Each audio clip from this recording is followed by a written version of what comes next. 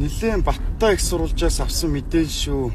Солонгост 10 гаруй жил хөдөлмөр эрхэлсэн эхнэр нөхөр хоёр эрхээсээ нэг сарын өмнө нонлайн мөрөгтэй тоглоом тоглоод байр авах гэсэн, машин авах гэсэн цуглуулсан мөнгөө бүгдийг нь алдсан. Тэгээ Монголд ирээд буудалд амьдраад ойр дотны таньдаг мэддэг хүмүүсээс мөнгө зээлж тоглосоор байгаад нэг алдсан мөнгө олох гээд хамаг юмаа алдаад дээр нь нэмээд дааж давших хэмжээний өрөнд орцсон. Тэгээд эхнэр нөхөр хоёр буудал дотор амиа оруулсан байдаг. Юу хэлэх гээд өнөө гэвэл мөрөгтэй тоглоом гэдэг бол хаяа нэг ойр дотны хүмүүстэйгээ нэг 13 тавих, муушиг тавих бол байх асуудал байна угаасаа. Онлайнаар мөнгө олох зорилготойгоор одоо бет тавьдаг, онлайн покер тоглодог.